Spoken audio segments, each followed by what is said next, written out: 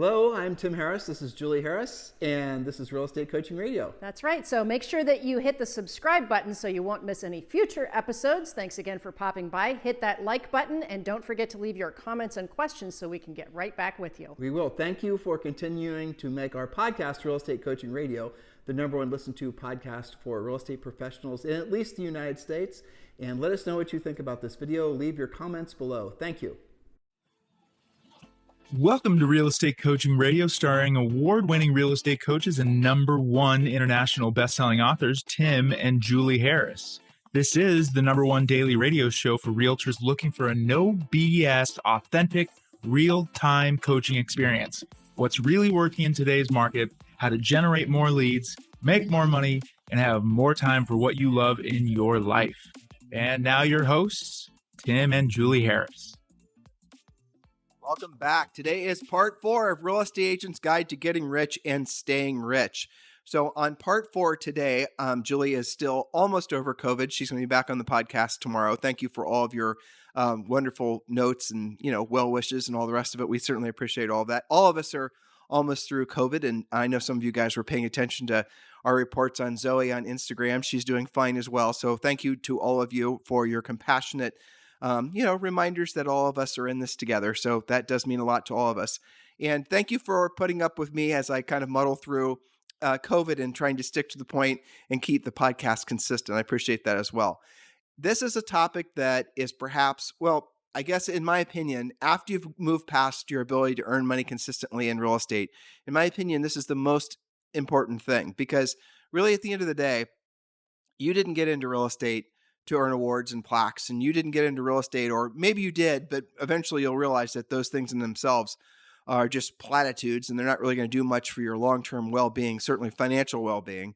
And so eventually you'll mature to the point where you're wanting more out of your business than just, recognition, more out of your business than just ego fulfillment. That comes with age as well. And so what we're going to be doing today is we're going to be starting with a series of questions, just 3 questions. Don't worry, everyone, you all can answer them. There's no right or wrong answer. And then we're going to go into the mechanics, really summarizing a lot of the points, the mechanics of the long-term wealth creation. This is a roadmap that Julie and I employed 30 years ago, and it's worked for us. This is a roadmap that we put in place for many other people. I've not ever seen anybody other than Julie and I present everything like this. I've seen a lot of pieces and parts. There's great books on investing in real estate, great books for investing in finance, great books on money management. Like if you're I would suggest many of you need to start out with something like from Dave Ramsey. That's a good fundamental way of getting your money right, and then move on from there. And there's a lot of other ways you can expand your wealth. But like I said, this is something I've never seen anyone else do before. And it's taken us 30 years really to get all these points right. And we are always revising and updating. So if I see something change in maybe an LLC structure or an investment opportunity, or maybe there's some other reason why we're going to pivot slightly what the long-term wealth building plan is that we employ for ourselves and our family, well, I'm going to share it with all of you as well, and certainly with all of our coaching clients. Speaking of coaching clients, yes, you guys can join Premier Coaching for free. Premier Coaching is the nation's, from what we understand, what we've been told, the nation's #1 coaching program for real estate professionals. And included in Premier Coaching, we're going to start having a lot of real estate investing information, real estate investing, wholesaling, things like that. Those of you who are wanting to learn how to, flip homes, that information is going to be in Premier Coaching, as well as all the information you need to build a long-term sustainable real estate sales practice, obviously focused on listings and making a lot of profit. Premier Coaching is free. Did I mention that? All you've got to do is text the word Premier to 47372. Text the word Premier to 47372. And when you do, we'll text you back a link, and it takes about 22 seconds, and you can become a member of Premier Coaching. If you prefer to go to the website directly and join, you can do that as well. Just go to members.timandjulieharris.com, members.timandjulieharris.com. Oh, I'm also was supposed to let all of you know that the new probate section, those of you who are looking to generate listings from probate, that section's also waiting for you over on Premier. And yes, Premier does include, for free, you do get access to a daily semi-private coaching call with one of our Harris certified coaches. And that happens every single workday. And that is included with your free membership. So just text the word Premier to 47372. Don't delay on doing that, guys. Here's what happens every year. I know this, a lot of you are thinking this as well. I'm going to join Premier Coaching, but I'm going to wait until the new year to join. I'm going to take my real estate business seriously next year. That is the worst thing you can possibly do, because then what you're trying to do is build momentum at the same time everyone else is. You want to go into the year with an actionable business plan. You want to go into the year with momentum, and the time to do that, to start that, is absolutely do that right now. That way, when January 1st rolls around, you have listings, you have leads, you have cash flow. You're not trying to build it. If you want to know how you can beat the ups and downs in the income that most agents suffer from, it's exactly what I just said. Most agents wait until the beginning of the year, try to rebuild their business. By the time April, May, June rolls around, they start getting closings again. They service those closings, they get those closings done, and by the time August rolls around, they're out of business again. Sound familiar? Maybe there's some lingering closings into October. That's the mistake that most agents make, and they think that's normal because all the other agents they know operate that way. So a hack for that is obviously to become a coaching client, learn how to generate leads consistently, learn how to make money consistently. But one of the easiest things you can do is start your new year the fourth quarter of the previous year, and that's really what August 1st is for all of you. So do not wait to join Premier Coaching. It costs you nothing. It probably will cost you. We're probably not going to make it free starting in another 2 or 3 months. So I definitely encourage you to join now. Text the word Premier to 47372, or just go to members.timandjulieharris.com. All right, so like I said, this is part 4 of Real Estate Agent's Guide to Getting Rich and Staying Rich. I'm going to get right to my notes. Where are my notes? All right, so here are the questions. Like I told you, these are very easy questions to answer. So this is answering the question, or helping you get at the root of the answer to the question is, why do 99% of all agents, why are they blissfully broke? That's not just real estate agents. In all reality, everyone's like that. It wasn't always that way. But nowadays, I think you guys were probably, remember COVID not so long ago, right? March of 2020. And there was all these, it turns out, when the world got shut down, everyone was panicked because they didn't have enough money saved. And there was a whole bunch of reports that showed that the average American had less than $1,000 saved. That was pretty incredible. How many generations ago, maybe only 20 years ago, that would have been abnormal. People would always have more savings than that. But people have gotten so used to living off credit. People have gotten so used to essentially not having any savings. It's caused all of us to have our brains don't think too far into the future. So as a result, that causes a lot of us not to save for the future. It causes a lot of us not to invest for the future. And so really, you have no financial future that has any resemblance of stability. And that's a cycle you do not have to participate. You can actually break that cycle. So question number 1, why did you decide to become an agent? Deep down, why did you really, really honestly decide to become a real estate agent? Or if you're a business owner, as I know we have a lot of business owners listen, why did you decide to, break the trend, be the weirdo, get the real estate license, or really start your own business, take the risk? You could have taken the easier, more predictable path. A lot of part-time agents listening right now, you know what I'm talking about, right? And I get it. There's security in having a job. At least, there is. There's more security, certainly, than being 100% commission until you learn how to run a 100% commission business. So why did you decide to become a real estate agent? Why? Did you want to be your own boss? Well, you've accomplished that goal. Congratulations. You're a real estate agent. You're your own boss. When you wanted control of your schedule. Okay, good. You got that. Good job. You got a real estate agent. Your real estate license. Everything's active. You're good. You're your own boss. You have control of your own schedule. Let me guess. The next one is you wanted to own your own business. The romantic notion of the self-made man and woman appeals to you. I get that. Everyone wants that, right? A lot of people think they want to get into business because it's some sort of creative outlet for themselves to sort of manifest this vision of themselves they always wanted to be. That's an ego-driven approach, and there's nothing inherently wrong with that. But the problem ultimately is that's not sustainable, because the purpose of a business is to make profit. The purpose of a business is to provide goods and services to consumers in such a quantity that you produce enough profit, revenue that produces enough profit, right? So if you're getting into real estate or any business as some sort of, I don't know if you want to call it a fulfillment project, and I hear that a lot. A lot of people will say, I wanted to get into real estate because I have this vision of myself. And, and those are the types of agents and business owners really that will get suckered into a lot of the ego stuff that's out there. They'll get suckered into believing that it's all about your brand. You need to become an influencer. They're not actually taking the time to earn the right to be of service to people. So they never actually, as a result of that, become very successful because they focused on the wrong thing. Now, how do you know if you're focusing on the right thing or the wrong thing? I'm going to tell you guys a little hack for this. I actually thought of this yesterday. I was going to share with all of you today. I was on a coaching call. This was, I don't even remember how many years ago. It was probably 15 years ago. And I remember this call very well because it was like a shared epiphany, one of those ahas I had as a coach and he had as a client.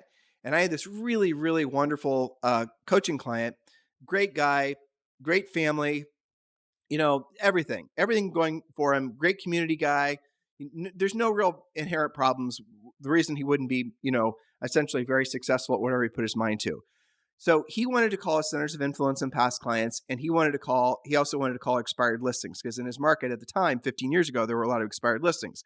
He wouldn't do it, or he wouldn't do it at a high level. So he was understanding the importance of doing what he didn't want to do, and he didn't want to do it, but he just wasn't doing it at a high level. He wasn't getting the result. And, he and I went back and forth a number of coaching calls, and I'd role play with him. I'd listen to what he was saying. When he was on the phone with me, it sounded great. He was saying the right things, doing the right things, just perfect. His voice sounded great, very clear, wasn't, doing anything silly. So, eventually I asked him, so what's going on in your head when you're about to pick up the phone? And he kind of told me what he thought I wanted to hear. And I said, let's find out. I said, so do you have your expired list handy? And he was using RedX. And by the way, if you guys should be considering using RedX as well, it's a great source for expired leads, for sale by owner leads. And they do offer a discount for our subscribers and our coaching clients. Just text the word RED to 47372. Text the word RED to 47372, and they will give you a $150 discount. That's the service Julie and I used when we sold real estate too. And essentially what they do is they go and they'll pull up all the phone numbers, like for expireds or for sale by owners and other sources of leads as well. So then all you got to do basically is, follow the scripts and follow our system and start making the calls and start making the contacts. Anyway, there's a lot of other exciting things I'm looking forward to sharing with you guys about RedX in the future, but not today. So yeah, go ahead and text the word RED to 47372. And remember, when texting, by the way, message and data rates may apply. So I asked him, I said, okay, pull up your RedX account and we're going to actually do a live call. I'm going to listen to you while you make a phone call. And he said, okay, coach, I'll do it. They started doing it. And then I heard the phone ringing. And then finally someone answered, and he didn't sound a damn thing like he sounded like when he was role playing with me. Nothing. His tonality in his voice changed. He had no confidence. I just got this strong vibe that he was uncomfortable. He wanted to get off the call. It was a completely different guy. And I was like, aha, there's the problem, right? Real obvious, So then we got done with that call. He hung up. And then I said, well, tell me exactly what your, I didn't say thinking. I said feeling when she answered the phone. So I had said thinking, he had given me an analytical answer. He would have told me, again, given me some sort of formulaic answer. I'm supposed to say this, she's going to say this. Like he's going to give me that kind of scripted response. But when I said feeling, that's when we both self-discovered what was really going on. He said when he was making calls to people or any kind of solicitations, and that is what we're doing as salespeople, his heart and his mind fills with anxiety about how it makes him feel, what he's thinking about. So all of his attention goes to his ego when he's actually supposed to be putting all of his attention on the other person. So he's about to pick up the phone, or he's even talking with somebody, and his mind is full, and he wrote all these things down. That's what he did. So write down all the emotions that you're feeling when you're making those phone calls or you're having a conversation. And he wrote things down. I've done this hundreds of times, if not thousands of times since. But he wrote things down like, sorry, COVID brain, give me a little break here. He wrote things like, what are they going to think of me? I don't want to seem desperate. What if they say something mean? Are they going to think that like I'm a pushy salesperson? All these things. So his brain was filling with all of these thoughts that were revolving around having his feelings hurt. He was amiable and being rejected. That's where all of his thoughts went. Every single thought in his brain went to exactly to fight or flight. And then when he picked up the phone, guess what he was wanting to do? Flight, not fight, right? He wanted to get the hell off the phone as fast as possible. And it was obvious, thus he wasn't getting any results. So here's what we did. And this will work for you as well, is I had him write these simple words down, and it was some iteration of this, but you'll get the gist of it. You guys can, change this to your liking. But the essence of it is you have to unplug the ego. And by unplugging the ego, then you could focus on the other person. So I had him write down, how can I be of service to you, right? Very simple. How can I be of service to you? Or I want to be of service to you. My mission is to be of service to you. If you're spiritual, you can even add more complexity to it to even make more meaningful to you. You guys get what I'm saying? I mean, there's a lot of, Bible verses that are attached to this, right? So in other words, our highest and truest purpose on this planet is to be of service to other people. And he knew that, he did, but he had lost connection with that. And what his mind was doing was filling with the fear-based things like I was just describing to you. And that is the very essence of why so many of you, that right there, why so many of you are so attracted to passive lead generation. Because the very thought of putting yourself in a position where you have to have a conversation with a decision-making adult that might result in them saying no or something like that fills you with so much fear that all the worst thoughts about yourself just absolutely manifest instantaneously in your mind. Do you guys get it? I'm trying to, make a point in such a way that you'll get it.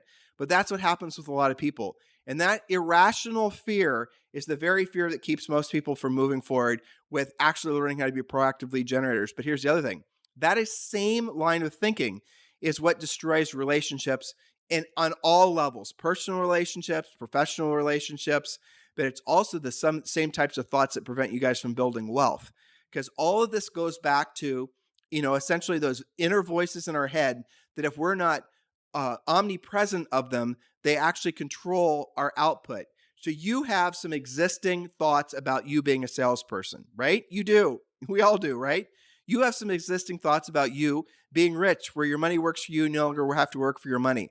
If you don't take the time to truly be introspective and write those things down, you're never going to root out the old software that needs to be rooted out and replaced with your updated thinking. And that old software is always going to bog you down. And for that exercise that I just, walked you guys through, it wasn't until he and I did that live call together that I heard what was actually going on. And then when he heard what was going on, when we kind of talked about it and I put it in the light of day, he didn't even know he was sounding that way or reacting that way when he was making calls. He didn't know his behavior was changing that radically. So when I showed him and we talked about it and I demonstrated it to him, after that, guess what happened? It wasn't right away, but within a week, he started setting appointments like crazy. And his whole focus had moved away from himself, his ego, all these little fearful based thoughts to being of service to the other person. That means when that other person picked up the phone, and this is where it goes, when the other person was maybe being a little rowdy with them, it's generally speaking, and this is how I explained it to him, is that if you're calling somebody and they're anxious and they're upset or they're just in any way making you uncomfortable, don't allow your ego to respond to that. Because really what's going on is when you're calling somebody, especially as expired, and they're not reacting like with open arms, it's probably because they're scared. They're scared because their house didn't sell. They're scared because maybe they're in a financial situation that they'd rather not be in. They're scared because they need help and they don't know how to ask, right? That's what was really going on. And that will really happen in your own experiences when you're willing to move past being so egotistical about your approach to real estate. So when I say, guys, this business is about being of service to others and everything you want in life is on the other side, financially, especially on helping more people accomplish their goals, a lot of it is, ego-based. You're going to have to move past your ego's natural resistance to exactly what I just described and change. And the nice thing is once you just experiment with what I just said, but then when you backfill it with skills, then you become lethal. No amount of branding and marketing and Instagramming and TikToking is going to compensate for skills. If you have skills and then you backfill with the social media, then you've got something special. But if you have to choose between learning how to be a very proactive, very skills-based agent versus someone who's basically just all social and flippity-jibbity, then you need to obviously go with the agent who's going to go the route for the agent. Hold on, I'm going to turn up this a little bit. Go with the agent that's going to be skills-based. I just turned up the volume a little bit. Hopefully that helps. All right, so let's get back to the second question. I got to open my computer again. This is my computer opening music. All right, second question. What is your product? What do you produce? We talk about this on the podcast all the time. What is your product? What do you produce? And the simple answer to that question is profit. And so many of you have forgotten that. Yes, I did have the volume down too low, so hopefully that's helping. For those of you guys who are sick of having to crank your own volume up, I think I fixed it. All right, your product in your business. And ask yourself this question, because this goes back to a lot of basically, again, bad thinking about real estate practices. If your business is not like most big brokerages, ready for this? And yesterday, we talked to 5 or 6 big real estate teams. Big real estate teams, let's say teams doing 50 million plus. they're going to be making maybe a 10 or 12% net profit. A real estate brokerage, because of all the expenses with running a real estate brokerage, and the biggest one being commission splits, real estate brokerages on average are going to make less than 3% net profit. Many of them struggle to make 2% net profit. So here's the moral of the story. When you're a real estate, the most profitable position in a real estate brokerage is the individual agent, provided the individual agent is focused on profit. Because you have the opportunity, like I had a great call with a guy named Jeremy yesterday. He is somebody who's joining our Exp Realty group with Dan Lesniak. And Jeremy, I think he was doing $30 million in volume. He had one assistant. And guess what? When he's, basically when he earns $1, he's keeping like 98% of it because he doesn't have a lot of overhead. That's a very, very profitable business. And there's lots of reasons that you have to be very clear about what your product is. Because if your product is awards, if your product is, all the ego recognition that so many agents are addicted to, you're going to spend what would have been your profit to get more of it, or you'll make bad business decisions. For example, you might decide that you want to sell 1,300, 1,400, 15, 2,000, 10,000 houses, right? What are you going to have to sacrifice in order to make that happen? You're going to have to be doing a constant, never-ending pay-per-click, all kinds of buying lead campaigns. You're going to have lots of staff, lots of overhead, because you're focused on selling that enormous amount of houses. You want to break all records, and you want to, make it so that no one's ever done what you've done before. But you're focusing on that really, really big number, which I guess is great. But at the end of the day, what you're going to have to sacrifice is all the profit that you would have made from actually having sold that real estate. Would it surprise you guys, without naming names, that I know some top producers who have made over $10 million in real estate commissions per year, who make less than $1 million in profit from the $10 million they make in real estate commissions or their team makes? You guys follow that? Here, let me put it in perspective. Let me change the gears on you ever so slightly. If you are running a team and you're making $1 million a year, and let's say it's not a big team, it's less than 10 agents, and you have 4 buyers agents, and just the normal thing. You're making $1 million in commissions. Some of you, that's not a lot. Some of you, that's a lot. It doesn't matter. I'm just trying to make a point. Follow the math. All right. You're going to make probably, as the person who's running the team, you're going to make maybe 120 to 150 grand from running that team. There it is. And some of you are going to make a lot less if you're spending too much money on ego stuff like branding, right? Now, if you are so for you to make, running a team, you earn $1 million, you're going to make let's call it 150 grand. Let's say you're running 15% margins. For you to make 150 grand as a individual practitioner, and you guys, or a lot of you are doing it, you have to probably sell about or earn about 200 grand, maybe depending on your market, maybe only 175 grand, right? So you will end up doing more work on the root level, but you'll make more profit for less hassle with less risk. And as you're entering into a market like this, where there's headwinds, when lead generation costs go up, when rents are going to increase, when utilities are going to increase, all these fixed costs, the costs are not really fixed, they're going to increase, but the revenue starts to decline or slow. A lot of these big brokerages and teams are going to have to take a new approach to their real estate businesses. And that's the reason that so many agents are joining and teams and brokers are joining Exp Realty. And we're having these conversations every single day. Because what Exp Realty is providing for a lot of agents, new agents and big teams and brokers, is the next natural step. So here's the thing that's difficult to understand. And this, if you allow yourself to really internalize what I'm about to say, it'll actually be a big relief valve for some of you. You are smart to follow the business model that made you successful in the past. Just because that business model made you successful in the past doesn't mean it's going to make you successful in the future. As the environment changes, which, come on now, interest rates, inflation, all these things have changed really in the past, 10 months in a very, very profound way. And they're going to be continuing to, this isn't a short-term thing. This is going to be 10 years. We're in a completely different economic cycle now. Only similar to what we experienced from 1967 to 1982. Do your homework on that. So when the rules change, if you try to make an old business model work with a new environment, you're going to needlessly suffer. So you were smart to do what you did in the old market. I'm talking to a lot of those big teams out there. A lot of the big teams who are holding on, waiting, and hoping that the economic situation returns to the way it was, 10 months ago. You're going to suffer needlessly. Don't do it. Just elevate yourself to the next level in your real estate business and think about, okay, how can I essentially make the most of what this new market has to offer. What do I have to change? What do I have to adapt to? And these are the calls that, me and frankly, Dan Lesniak have been having consistently over the past few weeks. A lot of big teams, a lot of brokers, they're saying, you know what? My business worked okay in the past, business model, but I can see in this new economy, it's not going to work as well. And I want to see what's next. And that's the reason so many people are joining Exp Realty. Obviously, we'd love to talk with you about joining us at Exp Realty. If you're interested, just text me directly at, my cell phone number, which is 512-758-0206, 512-758-0206. So what is the product you produce? It's definitely profit. If you're not producing profit, then you're not going to have anything to reinvest, and there's no point in you being in business because you're running a nonprofit. Question number 3, what is your definition of rich? What is your definition of rich? Please don't say happiness. Don't say an emotional word. That is proof that you aren't drilling down and you're just going with the easy, trendy response, right? Your definition of rich, and I'll give you ours, is where your money works for you and you no longer have to work for your money.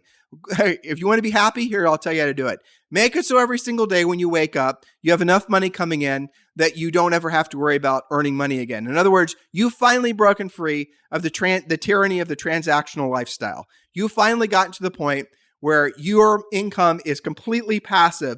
Everyone says that they want it. I hear that all the time. Everyone wants passive income. I don't think that's true. I heard that this morning. I was on a call with a great gal named Nicole, and she said everyone wants passive income. And I thought to myself, if that were true, more people would have passive income.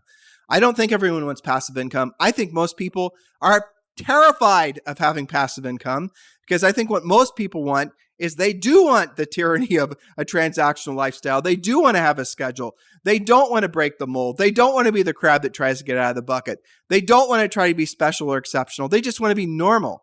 They just want to be gears in someone else's machine. And that sounds harsh. And it's not, though. It's just reality. That's the reason most people choose to be in that lifestyle their entire lives. Generations live like that. And again, there's nothing wrong with it. So I don't believe everyone wants to be rich. I don't believe everyone wants to have passive income because the thing is, it's not difficult to accomplish either goal. There's so many people that have come before all of us that all we got to do is replicate what they're doing. It's not difficult, especially, frankly, when you look at something like EXP. That's what I was talking with Nicole about. When you look at EXP and all the offers, all the opportunities it offers, as far as, normally you just have in a real estate brokerage, you as an agent, you have money coming from transactions. Well, EXP, you have revenue share. At EXP, you're an owner in the company, so you have equity in the company, actual stock, and many other ways that you can make money. That's exceptional. So you have multiple streams of income that you're producing by doing what you're already doing. That's not normal for real estate agents to be experiencing. Why don't more people do it? Because I think people are afraid of being free. People ultimately are afraid of being financially free because they don't know what's on the other side of it, because they don't know anyone that's accomplished it. You guys get it? I mean, it's difficult to actually think, what would your life be like if you didn't? Here, let me reframe it. What would be the same in your life if you were financially free? If all of a sudden you are financially free, what wouldn't change in your life? What wouldn't change? Would you live in the same place? Would you vote for the same people? Would you wear the same clothes? Would you have the same haircut? Right? Think about it. Would you eat the same food? Would you drive the same car? Everything would change. But what would mostly change is what you were afraid of, because you wouldn't be so easily manipulated if you were free. If you were financially free, so you didn't have to work for money anymore. Your money was working for you. So you weren't essentially worried about all the financial things that everyone else is being controlled by. That's the way the system works. You keep everyone fearful. You keep them under control. The way you keep them fearful is you keep them broke. You keep them in debt. As soon as people are not broke, as soon as people are not in debt, as soon as people are rich, they are no longer manipulatable. They're no longer, you vote for me, I'll give you $10,000 of your student loan debt forgiveness if you vote for me. They're not going to be so pliable. They're going to start making decisions that are actually based in logic, not based in fear. Debt is a mechanism of control. It always has been, always will be. And it's necessary. It's part of the grease that makes the economy work too. I'm not saying it's bad. It's not inherently bad. But what it does to people over time is it makes them debt slaves. And that makes it so that you never have the opportunity to even experience emotionally what it would feel like to not have to worry about money all the time. So the real big, I think, emotional experience that if you allow yourself to have this, I know it's going to be, a lot of you, it's going to have to be require some praying and some meditation or something. If you can just attach for a millisecond what it would feel like to wake up every single day and never have to worry about money again. In other words, you knew no matter what, you didn't want to work that day, or you wanted to go fishing all day, you wanted to play with your kids all day, you wanted to ride your bike all day, you wanted to go and volunteer at the local, whatever all day. It doesn't matter. Your end result of your financial well-being would not be adversely affected. Matter of fact, not only would it not be affected in a bad way, but you'd actually become richer that day. You wouldn't get poorer for not having contributed. You'd actually get richer. That's what happens when you allow yourself to be free from the tyranny of essentially debt, the tyranny of having to have a transactional life your entire life. There's nothing wrong with having to earn money. That's honorable. It's noble. But if you have the opportunity to have it so the money starts earning itself for you, where you can be rich, don't you have a moral obligation to be rich? Don't you? If you know how to be rich, where you can basically set yourself free, where you can then show other people how to be free as well. And remember, the only way you're going to do it is by creating value for other people. Only way you're going to do it ultimately is by helping other people accomplish their goals. So you're actually making your life better, their lives better, and you're making the world better. It's all self-interest, right? You're focusing on making yourself better. You're focusing on improving your financial situation and your overall situation. And in order for those things to happen, you have to help other people accomplish the same goal. You can't do it in isolation. I can't make my family's life meaningfully better unless I make all of your lives meaningfully better, right? I can't. It's impossible. In order for Julie and I to accomplish our goals in our lives, we have to help millions of people, we have big goals, accomplish their goals in their lives. Accept that, embrace it, love that, and be in alignment with that, because your highest and truest purpose on this planet is to be of service to other people. And oftentimes, if you're not rich, it's simply for the fact that you're playing too small. You're worried about going from your comfortable warm bed to your comfortable warm car, to your comfortable warm office, to you're surrounding yourself with nothing other than going from one comfortable thing to another. And there's nothing inherently wrong with that, but a lifestyle of always just focusing on your own comfort and your own pleasure and your own emotions and your own, all this egocentric stuff, you're not even coming close to becoming the person you otherwise could. Think about it. When are you the happiest? When you're helping somebody else. So don't you think you'll be a hell of a lot happier when you're helping a hell of a lot more people? Of course you will. And guess what? The benefit is, on the other side of that, you actually become very wealthy. These are all mindset things that are rooted in absolute truisms. And it's not convoluted. It's not complicated. It's not difficult. It's not difficult to accumulate money. It sure as hell isn't difficult to become successful in real estate. But yet, how many of you want it to be complicated? That goes back to an ego thing. Like when Julie and I say, in real estate, you have to get good at these 5 things: proactive lead generation, pre-qualifying, presenting, negotiating, and lead follow-up. You get good at those 5 things, you can be marginal, if terrible at everything else in real estate. You guys don't like that. A lot of you want it to be more complicated. Tim, what about your CRMs? What about your systems? What about your this? What about your that? Nope. You get good at those 5 things, you can suck at everything else. True story. But you don't choose to get good at those 5 things. Why? They're all skills-based. They require work. They require time. They require possibly getting rejected. In other words, they're going to require you moving past thinking about yourself all the time and moving towards thinking about being of service to other people. That little tiny, like I took you through on that coaching call that I had, that little tiny learning experience, if you allowed yourself to have that, would change your world forever. All right, here's the next question. Do you think that selling real estate will make you rich? Will selling real estate make you rich? Here's the answer. Nope. You could only get rich with the profit that you get from selling real estate. Selling real estate in itself will not make you rich. Okay? Selling real estate is just selling real estate. If you want to actually have profit so that you can then reinvest that profit so you can get rich, that is only coming from running a profitable business. So just be very clear about that. Now, here's one of my favorite questions. I can tell you where I got this question originally from just a bunch of observing, people over time. But this is kind of a fascinating question. Ask yourself this one question. If you have to choose between being famous, I'll even add another word to make it even more complex, being famous or an influencer, right? or being rich? Which would you choose? Now, a lot of you who've been brainwashed into thinking that you have to be famous and be an influencer in order to be rich are now saying the wrong answer, and you're going to fight that like it's a religious battle. Go for it. That's your own hill to die on. Because the reality of it is you do have to choose. You have to choose if you're going to be famous or if you're going to be rich. Now, here's the thing that happens. Once you actually are very successful at selling real estate, and because you've helped a lot of other people, you see how this always goes back to the same thing, helping other people. In order to earn the right to help people, you have to have the skills that those people demand. You see how this always circles back to the same thing. What happens over time is the results that you've gotten for other people, the sold signs in your case, as many of you, that's what will make you famous. But those of you who seek fame thinking that's going to make you rich, that is the 100% proven generation over generation recipe for financial disaster.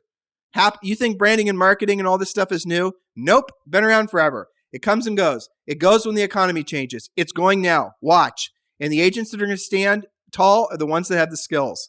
You can make your proactive lead generation more, you can enhance it with social media, but you cannot replace the proactive lead generation with social media. And some of you are finding this out the hard way. Some of you are saying, Tim, my social media worked to help me sell houses, over the last, 5 or 6 years. You're not understanding. Those houses would have sold with or without you because there was so much FOMO in the market. Those buyers or sellers would have done a deal with or without you. In this new market, you're going to actually have to earn the right to be that client's buyer, their buyer agent or their listing agent, more than you ever have before. They're going to pre-qualify you. You might get the listing just based on the fact that they like you, but you're not going to get it sold because all the rules are changing.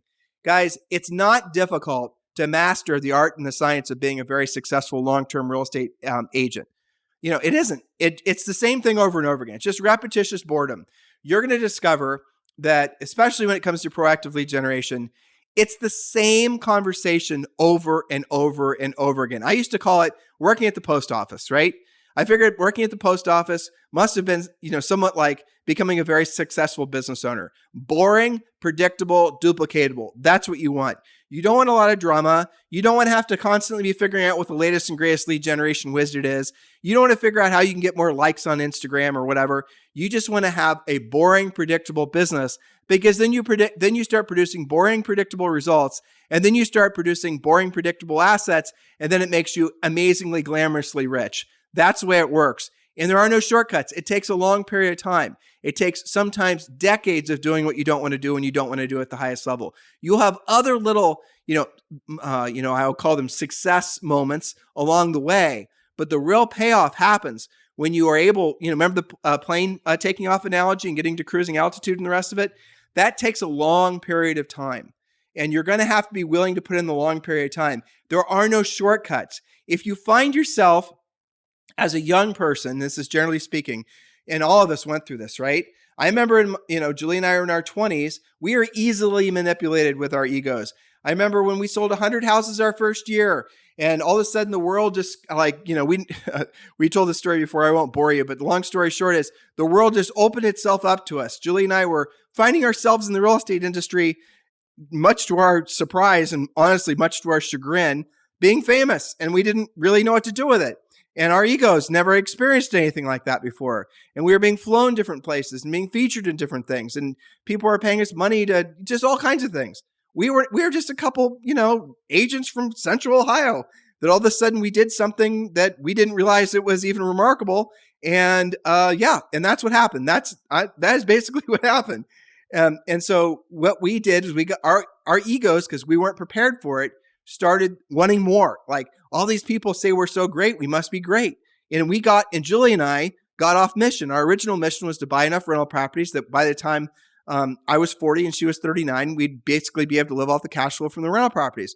We did it. It took us a year longer, but we did it. We would have done it faster had we not allowed ourselves to get off track and allow our egos to pursue more ego gratification. We moved away from what our original mission was, which is to be rich, where our money works for us. We no longer have to work for money for like 2 or 3 years. Then we got back on course and, we caught up the best we could. All I'm trying to do is share all this with you guys, is because you got to be really clear about what your mission is when you started your own business. Was your mission to be famous, or was your mission to be rich? All right. So ask yourself, what is the desired thing to be ask yourself, is your desire for things to be easy, avoiding doing what you don't want to do when you don't want to do it at the highest level, greater than your desire to be rich and free? Because if it is, you're always going to succumb to the easy buttons. If your desire is for things to be easy, if you think, it's not worth doing unless you have passion for it, if you think that you don't have to do it, or it's not meant to be, if it's not something that makes you happy, you're always going to financially struggle. That just is the way it is. People that tell you that do something that gives you passion on the other side of that will make you rich, that's just not true.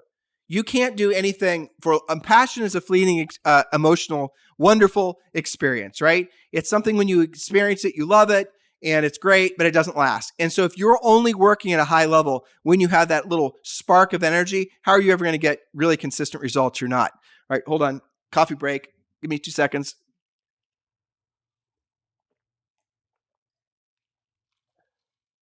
There you go. Proof the show's not edited for those of you who are doubting. All right. So are you addicted to motivational live events? Are you addicted to mindset gurus? Are you addicted to watching, motivational things on YouTube? Are you addicted to people that are just filling your brain with platitudes about success and mindset and all the rest of it? You're focusing on the wrong thing. So here, I'm going to give you guys the cure for those of you who are mindset guru junkies. Ready? Here it is. Again, it's very simple, because simple is always, Occam's razor, right? Simplest answer is almost always the right answer. If you want to change your emotional state, change your physical state. If you want to change your emotional state, change your physical state. So if you're not feeling motivated, if you're not feeling like making phone calls, or if you're not feeling like working out, if you're not feeling like whatever, start doing it. And then what happens is, yes, you'll feel some resistance at first, but over not that much time, your mind will start being in sync with what you're doing physically. So your emotional state, your physiology will follow your physical state. I'm going to give you an example that I wouldn't give if Julie was on the podcast. I heard this on Dr. Laura Schlesinger, and this was a long time ago, but it was such a great way of expressing this. So I don't know if you guys read Dr. Laura books. Julie and I did. She was formidable in our, when we originally got married, we used to listen to her every day. And she kind of gave us a lot of framework for how to have a long-term marriage. And we've been married 31 years last week. So I guess good advice, right? So she had somebody call in, and it was a lady. And the lady was like, I just don't feel sexual towards my husband. Like I said, I wouldn't give this example if Julie was on the podcast today, just because it would embarrass her. Yeah, she doesn't like us talking about, you guys get it, right? So I'm listening to this Dr. Laura thing. Lady calls in and says, I'm not feeling very sexual to my husband. And, we've had 3 or 4 kids, and we've been married for like 8 years. And she had this long drawn out, and what would a normal doctor? Well, you need to go on antidepressants, or you need to be doing this or no. And so Dr. Laura said this. She said, well, first of all, she started with a question like, what, when you did feel that way, what was it like? Like, what were you guys, she said, well, we'd first gotten married, and we'd maybe, and she kind of gave a little brief overview of when they'd have their, sexual exchanges. It's even hard for me to talk about this, right? I'm such a prude, before they had kids. And she talked about it a little bit, and you could hear the lady's tonality in her voice changing. So this is what Dr. Laura said. Dr. Laura said, go get some lingerie. Dr. Laura said, get some candles, and, gave her some other suggestions too. And then she said, even if you don't feel like it, do it. She said, even don't eat. And the lady like put up all kinds of resistance. She says, like, I remember this very clearly because it was fascinating, because she didn't get Laura off her point. And so the lady said, like, we tried that before. They always say that, right? I've tried it before. I've tried to do that. It doesn't work. I've tried to do that. No, you didn't. You didn't really try. You just basically, it's doing what you don't want to do when you don't want to do it. And then she wasn't doing the last bit at the highest level. Get it? So Laura was pressing her to do it at the highest level. So the lady finally agreed. And I remember it was like 2 weeks later, the lady called back. And then she was just like giggling. She sounded like, she was describing their relationship as being completely reignited. They were newlyweds again. And Laura asked her to describe what she had done. And the lady said, well, for the first couple nights, neither of us really wanted to do it. We were out of practice. And, it'd been months and I wasn't really in the mood, and it took me a little while. And sure enough, I got in the mood. Then we both started feeling like it again. And then the next day, the same thing, the next day. And then, right. That's what happened. And then they now are, I guess, based on what this lady calling in was, they gotten their sexual relationship back on track, which is really important for a long-term marriage. I'm sure all of you will agree. So the moral of the story was, in that example, man, am I off track for real estate coaching? I'm blaming the COVID, by the way. So if this podcast is weird, I'm blaming the COVID. So that's an example of where changing your physical state changed your emotional state. That's what I was trying to express to you guys before by getting into action. From, if you're not feeling like doing something, go do it. Like if you're not feeling appreciation, show appreciation to another person. If you're not feeling respected, show respect to somebody else. If you're not feeling heard, go listen to somebody else. If you're not feeling love, go give love to somebody else. So whatever you want, give it away first, and then you'll find what that does is it breaks down your ego's resistance to receiving it. And that's actually what happens in life. And if you can stay in tune with that, what I'm trying to hopefully help you guys feel emotionally, then it's going to make it so all the things that you are avoiding in the real estate business and probably in your life, the things that are actually going to get you the greatest results, you're going to start wanting to do them. All right. So here are the core spokes, and this is the review, and I'm going to summarize. So step one is to master your craft as a listing agent primarily. Step number 2, and we talked about this in the previous shows, is have low personal overhead. High personal burn rate is going to always be something that will always be an obstacle for wealth accumulation, because if you have high personal overhead, that means you're also probably paying a lot in taxes. And if, a lot in taxes, a lot in overhead is not going to leave a lot left over for you to have a large net profit, beyond your own personal expenses. Step number 3, master creating a savings plan, build reserves, cash and gold. I talked about that on show number 2. Step number 4, oh no, we're not gold bugs. Gold is just cash. Gold is money. Gold has been money for 2,000 years. I had some people on YouTube that were trying to mix it up with me, the crypto people. I'm not going to respond. I'm not saying gold is an investment. I'm saying gold is merely a store of wealth. And I said gold and cash. That was my previous point. So for those of you who want to try to, argue with me about crypto, not taking the bait, not interested.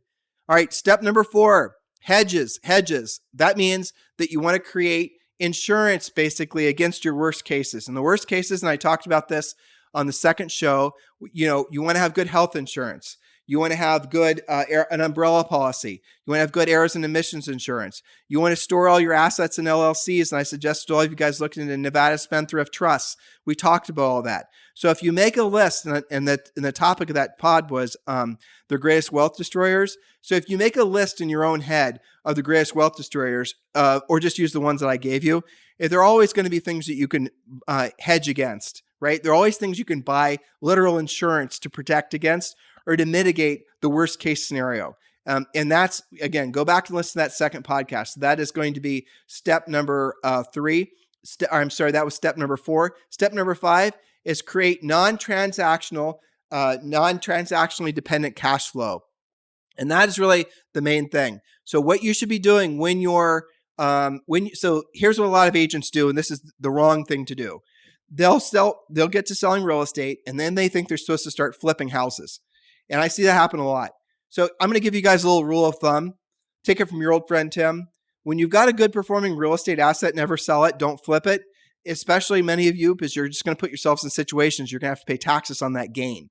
So if you have a good performing asset, if you have something that's good as a flip, excuse me, it's probably even better as a long-term rental. So you might want to think about holding that, and not just thinking about, you're stuck in this mindset about transactional income. That's where you're focused. You got to focus downrange. You got to be thinking about building wealth. But really, the greatest wealth creator that I've ever seen, outside of, frankly, long-term investing in index funds and like the S&P 500, is definitely getting involved with Exp Realty. I've never seen, in the 30 years Julie and I have been in the real estate business, another way that's going to produce it. Well, look, it's not a guarantee. You're going to have to work it. It's like everything else, right? It's not like join Exp Realty and the red carpet's going to be rolled out to you and all your financial worries are going to be over. No, you have to join Exp Realty. You have to create a plan and you have to implement the plan, right? And that's the reason thousands of agents join with our group at Exp Realty, is because that's what we focus on. There's lots of agents, most agents actually join Exp Realty, and all they want to do is they want to join Exp Realty because it's a stellar brokerage. And I get it. And that's a great move for many of you. I've had conversations in the last 2 weeks with Dan Lesniak, and we're discovering all kinds of people that are paying $100,000, $200,000 a year to their broker. They move over to EXP, they're paying $16,000.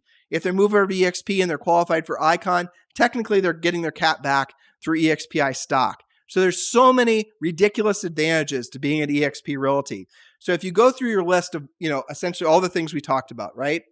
We talked about creating a consistent cash flow, creating hedges, how to protect your assets, how to create multiple streams of income. And then it gets down to, I talked a lot about different things in different ways you can invest. I gave you guys samples of the 3-fund portfolio on previous podcasts. We talked about buying rental properties. We're going to talk more on this podcast about investing in real estate. We're going to talk about wholesaling. We're going to talk about all the things, the mechanical things that you guys are interested in from the investment perspective. We're going to get more into that into future podcasts. But really what your mission is, and I want you to be really focused on this, and I don't care how old you are, whether you're 20 or you're 80, here's the question I have for you. How much is your own personal overhead per month? Like, what would be the amount of money it would take for you to be earning every month passively so that you were, by our definition of rich, in other words, you woke up every morning, you no longer had to worry about money. What's the amount of money?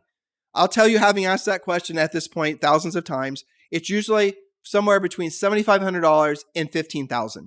Occasionally, and people have more expensive lifestyles, and if maybe they're in an expensive area in Florida, certainly one of the coasts, you're going to hear the numbers that are going to get into like 10 to all the way up to like 60, 70,000 a month. That's, not that unusual. A lot of people have a lot of expenses, multiple kids, multiple private schools. If you live in California and you're in the highest tax bracket without property taxes, you're paying over 50% of all your taxes between state and federal. You combine your personal lifestyle things, like I said, the private schools and all the rest of it, you're shoveling out an enormous amount of money every month just to basically live there and have that lifestyle. These things. And these are the realities of the differences. So you can live in, different parts of the country and have a fantastic lifestyle. Like Charleston, North Carolina, you can live up there for $7,500 a month and have a fantastic lifestyle. Same lifestyle, and say, for example, someplace in LA would cost you probably $20,000 to $30,000 a month. So these types of things you need to take into consideration. Where you live matters, right? Whether you live in a state that has high taxes, all these types of things matter. You got to really be focusing on really what your goal is. But the question I asked you is, how much money do you have to earn per month to pay all your bills? Again, many of you, let's call it $10,000. Your primary focus, or really if you want to have a North Star, is asking yourself, how can I produce $10,000 a month passively, not from a real estate team, and it cannot be anything that's based on your own real estate business, right? So, because a lot of you take the shortcut and say, well, I've got an interested in a title company and I have my buyer's agents. No, I'm asking you, how much money would you have to earn, not tied to in any way tied to your own efforts, for you to be essentially financially free? The reason I want it to be that way is because otherwise you'll never actually take it seriously. And again, it's 10,000, it's 15,000, it's 20,000. Now, that is your North Star. That is your goal. The question that you need to ask yourself, and wrap your brain around this. Don't let this thought go. What would it feel like if you woke up every morning and that amount of money was coming in passively? Oh, some of you, I just read some of your minds. My spouse earns that, so I guess I'm rich. Nope. That's not what I'm saying. The whole household. If the money was coming in passively enough for the whole household, so nobody had to work, how would that feel? Now, here's the fascinating thing. And I kind of took you guys down this little quasi-spiritual journey a second ago.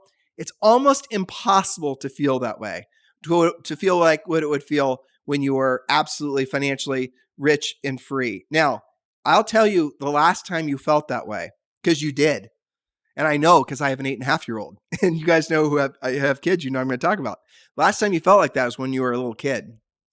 Last time you felt like that was when you didn't have to think about money, when your creative mind was essentially putting no limitations on the person you could be, the life you'd experience. That's the last time you actually felt rich and free, when you were a child. That's back when you were able to think big.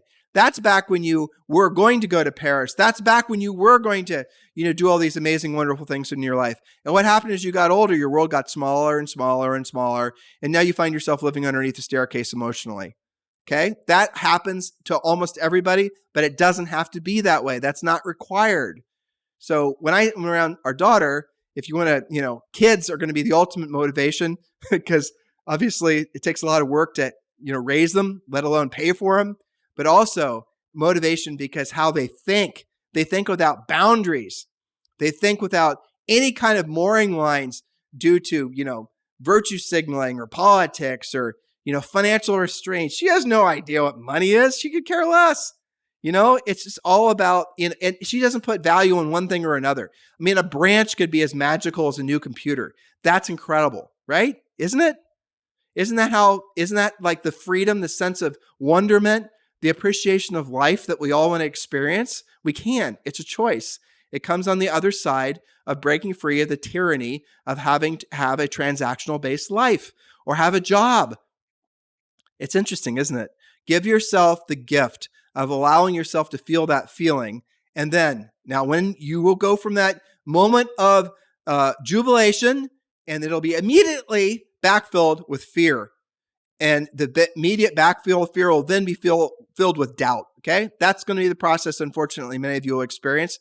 But here's how you can anchor yourself in the idea that you can do it. Focus on how much money you have to earn to be financially free per month passively. Then it makes it analytical. It makes it practical. It makes it simple to focus on. If the number's 5,000, if the number's 10,000, if the number's 15,000, 20,000, figure that out. That is the point of your business. Your point of your business is to make profit. With that profit, to reinvest that profit in things that will make you passive income. Exp revenue share, just if you want to skip the line, if you want to look for a hack to, saving yourself the decades. Frankly, it took Julie and I to do it because EXP wasn't around when we got started. EXP revenue share is the absolute greatest wealth accelerator for real estate agents I've ever seen in my life. I've never seen anything like it. There's no comparison. It took Julie and I, basically 20 years to create enough passive income from paid off rental properties that it took us maybe to accomplish in less than 2 years at EXP, more like 18 months at EXP. And you guys can do it too. So EXP revenue share, if you were looking for a shortcut or a hack, that's about the only thing I can really, I call it the seventh greatest wonder of the world, only available for real estate agents, it's absolutely true. But this overall financial plan that I've created for all of you, so a lot of you are business owners and you're not, real estate agents. Well, here's an idea. Get a real estate license and join Exp Realty.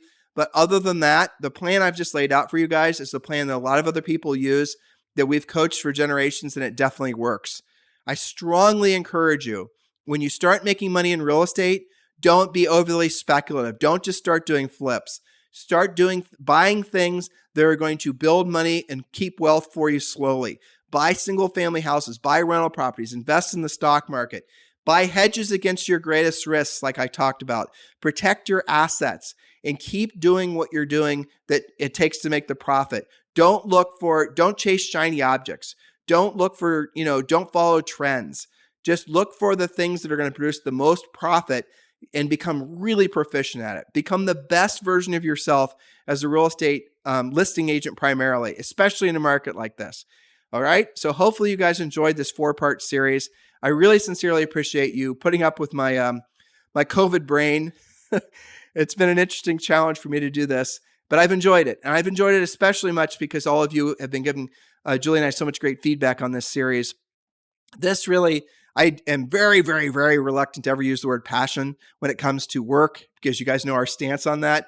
But when it does come to making, frankly, Julie and I feel passionate with regards to our coaching business and all the books we write and the podcasts, this topic makes us feel passionate because we have had so many unbelievably emotionally, incredible experiences from those of you who have come up to us, sometimes in public, but most times at real estate events, pulling us aside and thanking us for having listened. Like there's the last chapter in our book, Harris Rules, is on this topic, right? So if you want to get that, it's obviously, in our book, get Harris Rules, Barnes & Noble, everywhere else. But this one chapter Not lead generation, not team building, not branding, not scripts, not objection handlers, not sending expired. This very chapter is the thing that people are most grateful for because it is what everybody wants. They want to be free. That's what you want. That's what your soul wants. You don't be afraid on what's the other side, on what is on the other side of you being free. Don't be afraid of what you'll do with your life on the other side of being free. Because the fact is, the best version of yourself is on the other side of being financially free. What you truly were meant to be, the person, the leader, the mom, the dad, the contributor, right, is on the other side of you no longer having to worry about making money. Worrying about making money is keeping you small. You're choosing to stay in that mode. You're choosing to stay broke. You're choosing to stay so you have to have a transactional lifestyle, especially after you listen to today's podcast in the last 3 shows we've done. Choose not that, because you can do better. And on the other side of that, you can become something maybe you haven't even imagined for yourself, or maybe you haven't imagined for yourself since you were an 8.5-year-old. So hopefully you guys appreciate this series. Have a fantastic day. Hello, thank you for having watched this video. Please remember to subscribe to our YouTube channel. That's right, and don't forget to hit that like button, leave your comments and questions below, and we will get right back with you. Thank you for watching this video, and remember to watch the next one. You're going to love that one.